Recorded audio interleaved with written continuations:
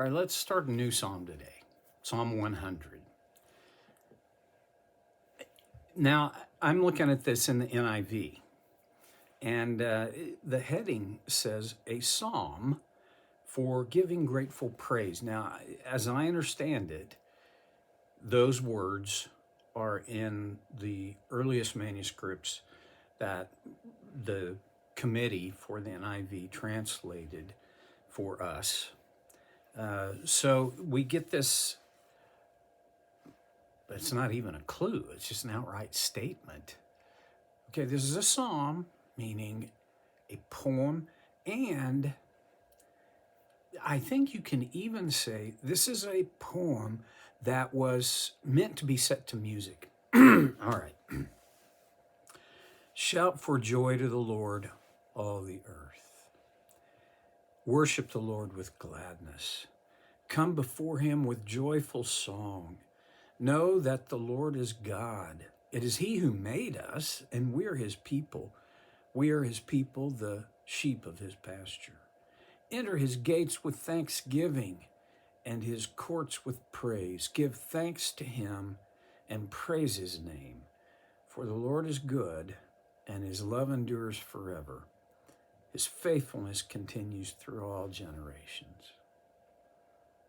That's a beautiful poem. And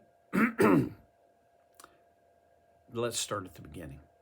Shout for joy to the Lord, all the earth. It's been a while since I've shouted for joy. Just be honest here.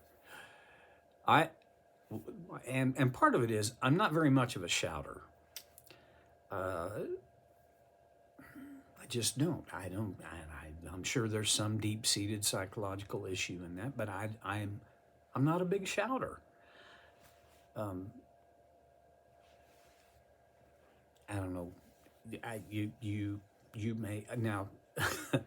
I have friends and family members who, man, they're not even trying to shout, and their voice is at volume 13. It's pretty amazing. Okay, the shouting is not the point here. It's shout for joy. When was the last time you shouted for joy? Let's take a little, sorry, a little turn onto a bunny trail here, and let's think about joy.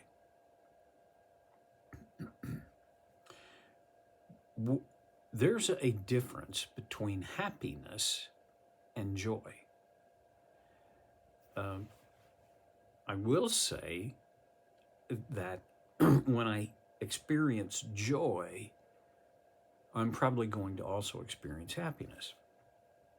But the distinction between the two has to do with the fact that happiness is about what is happening now. Joy has a much broader horizon. And I think I can even make a case that joy is much deeper than happiness. Happiness is a good thing.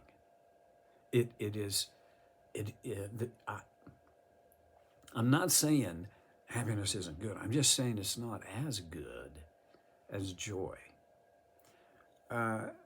It's really difficult in trying times when life is difficult and when the challenges before us seem insurmountable. It is really difficult to maintain joy. And there may be moments of happiness along the way, but having this deeper joy within us, well, for me, this is a really hard thing to do. In Philippians, Paul writes, rejoice in the Lord always. I'll say it again, rejoice. Now, just looking at the word rejoice, you realize it's derivative of the word joy. To rejoice is to at least proclaim joy. I think it also could have to do with revisit joy, re-experience joy. All right. So here's what I think would maybe be application number one for us today. Go back in your memory. It could be very recently, or it would be to everybody's advantage to take it farther back, as far back as we can, to times of true, abiding, deep joy. This is where joy and happiness separate. Happiness, I laugh at a funny joke, at a funny story, at a funny something or other that happens. That's happiness. Joy is when there's this deep fulfillment. There's a sense of happiness in that, but it's beyond happiness. Wow. Well, I can tell you, for me, that sense of joy shows up in my biography connected to grace. I'll just give you a few of mine. I'll go back to May 31st, 1974 in Muskogee, Oklahoma. I remember, it's been 50 years ago, but I remember seeing my bride at the back of the auditorium at Boulevard Christian Church, coming down that center aisle. Wow. She was absolutely gorgeous. And there was something in me that, was I happy? Oh my gosh. Pretty nearly delirious. But it was deeper than just happiness. I remember when I had the privilege, and I was a part of the first generation to have this privilege of being in the delivery room when all three of our daughters were born. And I remember this overwhelming joy as I held these little tiny human beings, gorgeous, beautiful.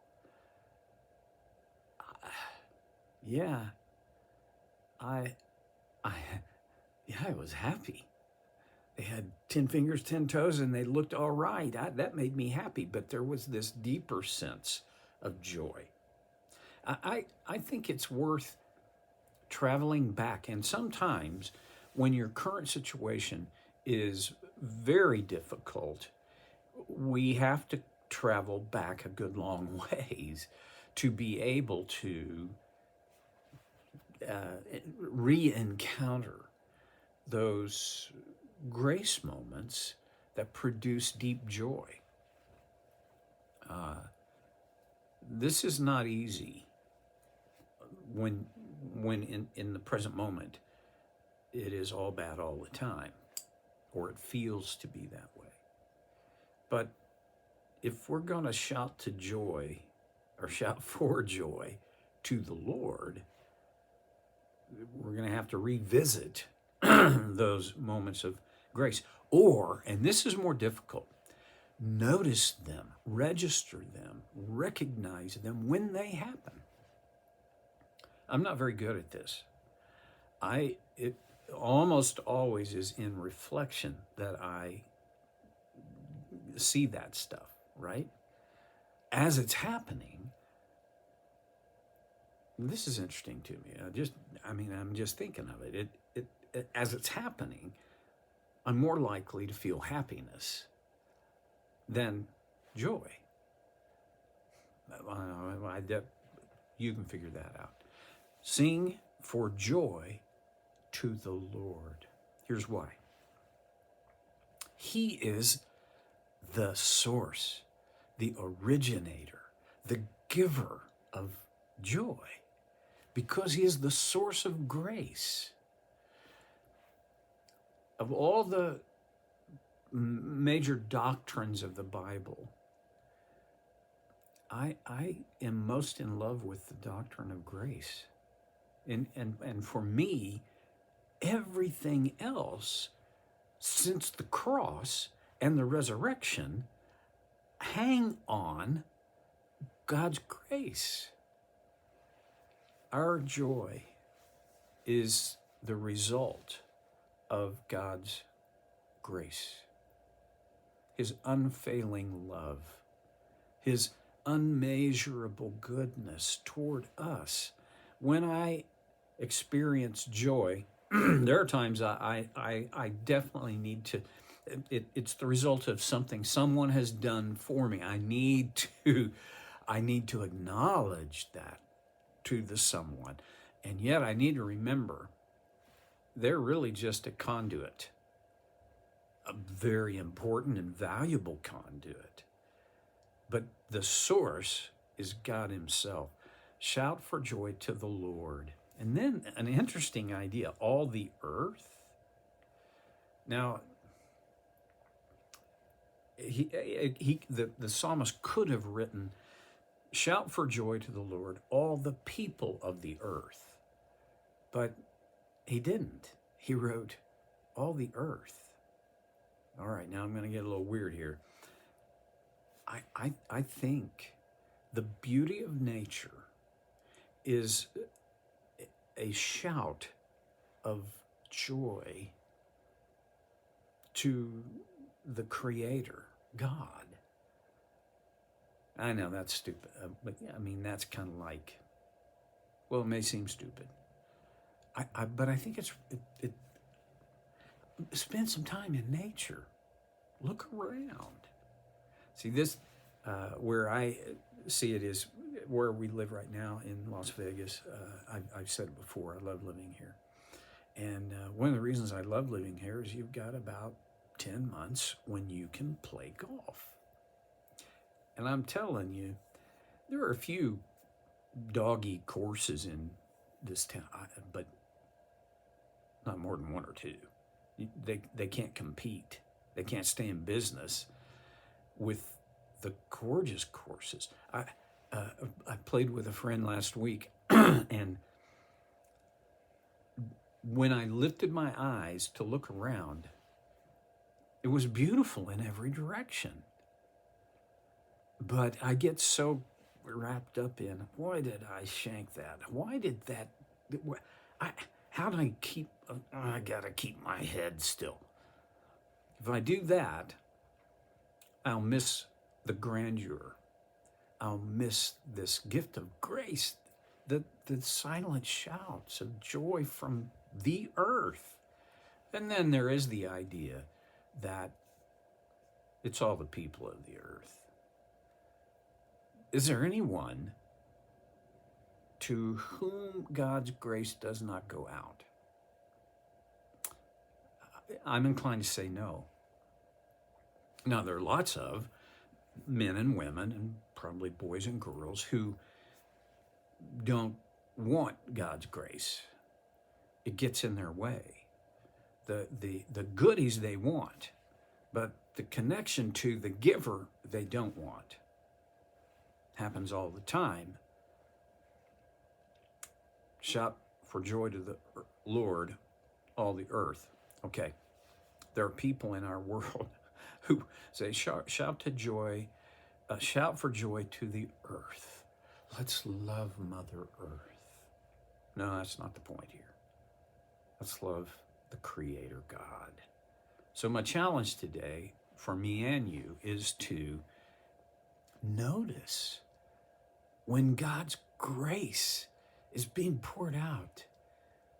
Let it give me joy and let me express my joy to the Lord, along with all the earth. Well, yeah, I'll do better next time, or I'll try on Soul Care with Stevie Boy.